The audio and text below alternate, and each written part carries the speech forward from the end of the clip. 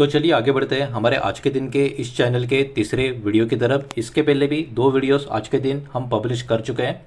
वो दोनों वीडियो अगर अब तक आपने नहीं देखे तो आप चाहिए तो हमारे चैनल के वीडियो सेक्शन में जाकर उन दोनों वीडियोस को देख सकते हो। तो देखिए, एक बहुत ही बड़ा अपडेट यहाँ पर आपको देखने को मिलेगा जो इंडिया का डिफेंस का सेक्टर है उससे कनेक्टेड, कि इंडिया का डिफेंस का स्ट्रैटेजी अब धीरे धीरे किस तरीके से बड़े लेवल पे चेंज होता हुआ आपको नजर आएगा। अब मैं ऐसा क्यों कह रहा हूँ, इसके पीछे बहुत सारे रीजंस, बहुत सारा डेटा अभी आपको बताने वाला हूँ, तो प्लीज़ वीडियो के साथ अंत तक बने रहे। तो देखिए, यहाँ पर बहुत सारे रीजन सबसे पहले आपको देखने को मिलेंगे कि इंडिया अपना डिफेंस का स्ट्रैटेजी क्यों अब चेंज करता हुआ नजर आ रहा है। तो देखिए, ग्लोबल कॉन्फ्लिक्ट अभी धीरे धीरे बढ़ते जा रहे हैं। आपको पता है इस टाइम पे किसी एक या दो देशों का नहीं, बहुत सारे मल्टीपल कंट्रीज का एक दूसरे के साथ प्रॉब्लम हो रहा है। कई जगह वॉर हो रही है तो कई जगह हो भी सकती है, ऐसे सिचुएशन बनते जा रहे हैं। तो जो ग्लोबल लेवल पे जो कॉन्फ्लिक्ट्स हो रहा है, जो लगातार बढ़ रहे हैं, इसके कारण क्या हो रहा है, इसके कारण सप्लाई चेन जो है अभी कहीं ना कहीं रिस्की कैटेगरी में जाता हुआ नजर आ रहा है। इंडिया पहले हेवीली डिपेंडेंट था किसके ऊपर, जैसे कि रशिया या अमेरिका की बात करें उनके ऊपर। लेकिन अभी जो ग्लोबल लेवल पर अनसर्टेनिटी धीरे धीरे जो बढ़ती जा रही है, खास करके ग्लोबल पॉलिटिक्स में, इंडिया चाहता है वो सिर्फ और सिर्फ रशिया या अमेरिका के ऊपर डिपेंडेंट हेवीली ना रहे, बल्कि और ज़्यादा कंट्रोल और फ्लेक्सिबिलिटी इंडिया को मिले ग्लोबल लेवल पे। तो इसलिए इंडिया अपना फोकस शिफ्ट करता हुआ देखने को मिलेगा बाइंग वेपन से बिल्डिंग इन इंडिया इस कैटेगरी में। मतलब बिल्ड करो इंडिया में, बाय करना कम करो और धीरे धीरे खत्म करो, इसके ऊपर अब इंडिया का फोकस जाता हुआ आपको नजर आएगा। तो अभी ये जो नया स्ट्रैटेजी है उसको मतलब क्या है, इसका सिंपल अंडरस्टैंडिंग में अभी आपको बताने का कोशिश करता हूँ। तो ये जो नया स्ट्रेटजी इंडिया भी डेवलप कर रहा है उसमें डेफिनेटली लोकल मैन्युफैक्चरिंग को बढ़ावा देना, मतलब मेक इन इंडिया का यहाँ पर एक इनिशिएटिव आपको देखने को मिलेगा। प्रमोट करना जॉइंट प्रोडक्शन फॉरेन कंपनी के साथ, ये वाला चीज़ गवर्नमेंट की तरफ से होता हुआ हमको देखने को मिल रहा है। उसके अलावा इंपोर्ट का जो डिपेंडेंसी है उसको रिड्यूस करते रहना और डिफेंस का एक्सपोर्टर बनना, वो भी अब काफ़ी बड़े लेवल पर। ये कहीं ना कहीं नए नए स्ट्रैटेजी के एडिशन पिछले कुछ सालों में इंडिया के आपको नजर आएंगे। और इसी को ध्यान में रखते हुए इंडिया अभी नया पार्टनरशिप और नया डील करता हुआ आपको नज़र आ रहा है। सबसे पहले जर्मनी के साथ डील होता हुआ हमको देखने को मिल रहा है। इसमें पोटेंशियल $8 बिलियन का सबमरीन प्रोजेक्ट का बात किया जा रहा है। और ये पार्टनरशिप जो होगी, यहाँ पर आप देख सकते हो, ये पर्टिकुलर ThyssenKrupp मैरिन सिस्टम, ये एक पार्टनरशिप वाली कंपनी होगी और दूसरा होगा मजगांव डॉक शिप बिल्डर। और इसके तहत गोल यही होगा कि इंडिया का जो नेवी है और जो लोकल प्रोडक्शन है उसको इस डील के वजह से एक अच्छा खासा मजबूती मिले। ये जर्मनी के साथ की डील की बात हो रही है। उसके अलावा साउथ कोरिया के साथ पार्टनरशिप का बात यहाँ पर निकल कर आ रहा है। After success of K9 Vajra का जो पर्टिकुलर सक्सेस था, उस सक्सेस के बाद फ्यूचर का जो फोकस साउथ कोरिया का जो पार्टनरशिप है उसके ऊपर किस तरीके से अब किया जाएगा। इसमें एयर डिफेंस सिस्टम के ऊपर ध्यान दिया जाएगा, मिसाइल सिस्टम्स के ऊपर ध्यान दिया जाएगा, डिफेंस के जो स्टार्टअप है इनके ऊपर फोकस किया जाएगा। यहाँ पर साउथ कोरिया के साथ जो पार्टनरशिप है उसकी बात हो रही है। तो पहले जर्मनी, अब साउथ कोरिया, अब उसके साथ साथ UAE के साथ कोलैबोरेशन का जो अपडेट निकल कर आ रहा है वो आपको डेफिनेटली पता ही होगा, जिसमें डिफेंस का मैन्युफैक्चरिंग और साथ ही साथ टेक्नोलॉजी का शेयरिंग होता हुआ आपको नजर आएगा। इतना ही नहीं, स्पेस कोऑपरेशन इसमें शामिल है, ये वाला चीज़ भी यहाँ पर इस रिपोर्ट में मेंशन किया गया है। और इसके साथ साथ UAE जो होगा वो कहीं ना कहीं एक्ट करेगा इंडिया के लिए एक गेटवे। किस चीज़ के लिए? For export the middle east and Africa. तो अफ्रीका और मिडल ईस्ट का इंडिया का जो एक्सपोर्ट जाए उसके लिए UAE इंडिया के लिए एक गेटवे का काम करता हुआ नजर आएगा। तो ये भी अपने आप में काफ़ी बड़ा मूव इंडिया की तरफ से होता हुआ आपको नजर आएगा। बिकॉज ओवरऑल ट्रेड जो होगा अलग अलग तरीके से अलग अलग रास्तों में, उसमें कहीं ना कहीं इंडिया के सामने UAE जैसा एक अच्छा खासा ऑप्शन हमेशा बना रहेगा। अब यहाँ पर थोड़ा सा और आगे बढ़ते हैं, डिटेल्स यहाँ पर काफ़ी इंटरेस्टिंग आपको और भी देखने को मिलने वाले हैं। इंडिया वर्सेस चाइना का एक काफ़ी बड़ा पिक्चर अगर आप समझने की कोशिश करें तो चाइना का डिफेंस का जो रिसर्च एंड डेवलपमेंट का आप कह सकते हो जो अमाउंट है, वो अमाउंट है $44.4 बिलियन का।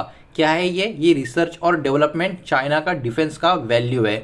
लेकिन इंडिया का जो DRDO का बजट है वो कितना है, वो सिर्फ $2.8 बिलियन का है। तो देखो गैप बहुत बड़ा है। इंडिया अब कहीं ना कहीं बहुत ज़्यादा अपने आप को फास्ट तरीके से ग्रो करने में पुश करता हुआ आपको नजर आएगा।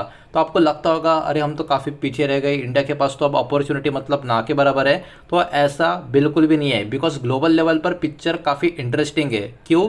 क्योंकि देखिए चाइना पूरे दुनिया में ट्रस्ट यानी भरोसा, यहाँ पर चाइना के ऊपर बहुत सारे कंट्रीज इतना आसानी से नहीं करते, लेकिन इंडिया को एक रिलायबल अल्टरनेटिव सप्लायर की तरह देखते हैं।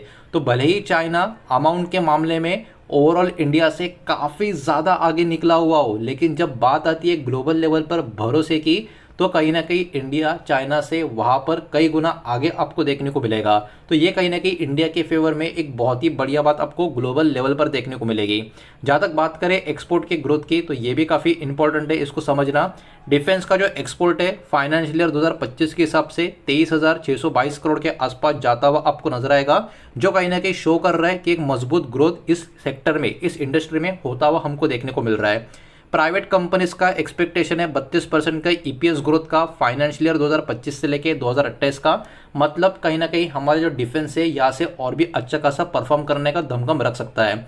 अब देखिए प्रोक्योरमेंट में बहुत ही बड़ा शिफ्ट होता हुआ आपको नजर आ रहा है। जैसे पहले एक सिंगल वेंडर का डिपेंडेंसी था खास करके रशिया के ऊपर, लेकिन अभी मल्टी वेंडर का स्ट्रैटेजी यहाँ पर इंडिया ने डेवलप कर दिया है। 75% का जो डिफेंस का बजट है वो कहीं ना कहीं रिजर्व यहाँ पर आपको देखने को मिलेगा डोमेस्टिक सोर्सिंग के लिए। तो ये बहुत ही बड़ा शिफ्ट इंडिया के प्रोक्योरमेंट के इसमें आपको देखने को मिल रहा है।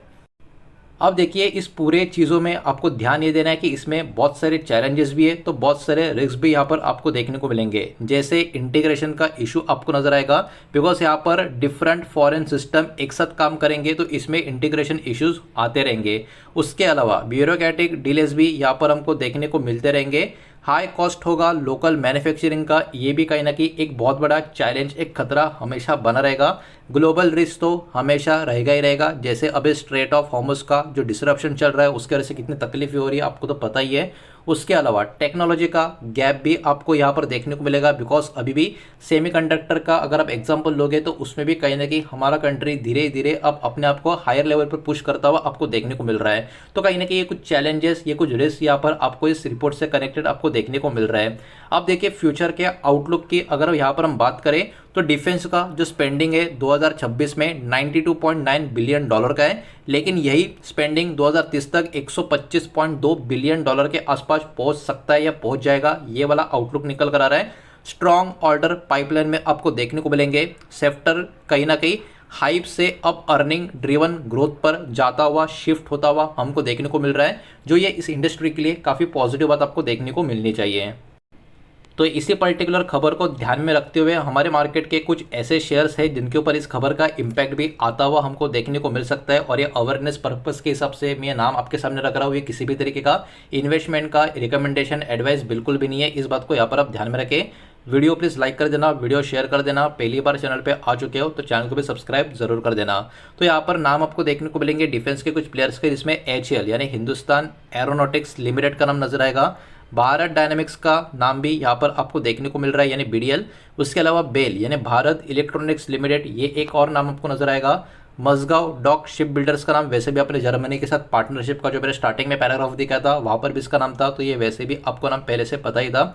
उसके साथ साथ कोचिन शिपयार्ड लिमिटेड, ये भी इस लिस्ट में आपको देखने को मिल रहा है। डेटा पैटर्न्स इंडिया, इसका भी नाम आपको नजर आ रहा है। और आखिरी नाम है Paras defence and space technology limited.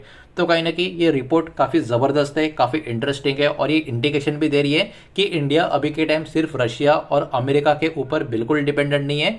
Germany के साथ, UAE के साथ बहुत सारा अच्छा कामकाज इंडिया का चल रहा है, और यहाँ से ये आगे काफ़ी बड़े लेवल पे भी ग्रो होता हुआ हमको नज़र आ सकता है। तो जो भी डेटा इस वीडियो के माध्यम से मैंने आपके सामने प्रेजेंट किया है, पूरा का पूरा जो कंटेंट है वो सिर्फ और सिर्फ एजुकेशनल एंड इन्फॉर्मेशनल पर्पस के हिसाब से मैंने आपके सामने यहाँ पर प्रेजेंट किया है। और ये सारा का सारा डेटा जो बेस्ड है वो पब्लिकली अवेलेबल न्यूज़ के हिसाब से ही मैंने आपके सामने प्रेजेंट किया है, और ये किसी भी तरीके का इन्वेस्टमेंट का एडवाइस या रिकमेंडेशन नहीं है, इस बात को भी यहाँ पर आप ध्यान में रखें। उम्मीद करता हूँ वीडियो आपको समझ आया होगा, पसंद आया होगा। तो वीडियो को लाइक करें, दोस्तों शेयर करें, पहली बार चैनल पे आ चुके हो तो सब्सक्राइब भी कर देना। और कोई भी स्टॉक में निवेश करने से पहले खुद की स्टडी रिसर्च जरूर करें, फाइनेंशियल एडवाइजर की सलाह जरूर लें। मिलते हैं नेक्स्ट वीडियो में, धन्यवाद।